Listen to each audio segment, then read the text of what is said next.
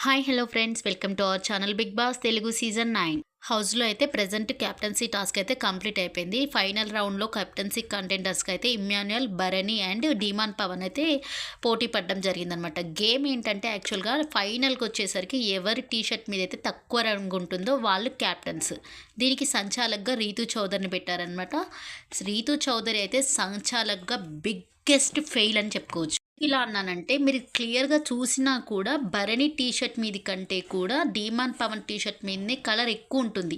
అయినప్పటికి కూడా తన డెసిషన్ మా భరణిని గేమ్ నుంచి ఔట్ చేసేసి డీమాన్ పవన్‌ని కెప్టెన్‌గా అయితే చెప్తుందనమాట. సో, ఈ నిర్ణయాన్ని హౌస్‌మేట్స్ అందరూ కూడా అడిగారు. ఎందుకు భరణి ఔట్ అని జెప్పేసి అడిగారు. రీతు ఏం చెప్పిందంటే, మీకెవ్వరికీ ఆన్సర్ చేయాల్సిన అవసరం లేదు. నేను ప్లేయర్స్‌కి చేస్తాను. బట్ ఏంటంటే, నేను స్టాప్ అన్నప్పటికీ కూడా భరణి డీమాన్ పవన్‌కి కలర్ పూసాడు అని చెప్పేసి. యాజ్ ఎ సంచాలక్‌గా తప్పు చేస్తే రూల్స్ ఫాలో అవ్వకపోతే తను తీసేయాలి. బట్ తను స్టాప్ అంటే ఆగాలని ఎక్కడ లేదు. అది బజర్ గేమ్.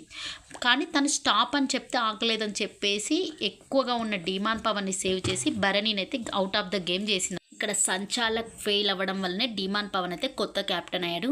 ఇంకా నామినేషన్స్లో ఉన్న వారు ఓటింగ్ రిజల్ట్స్ చూసుకున్నట్లయితే లీస్ట్ పొజిషన్లో ప్రియా అండ్ మర్యాద మనీష్ అయితే ఇంకా కంటిన్యూ అవుతూనే ఉన్నారు.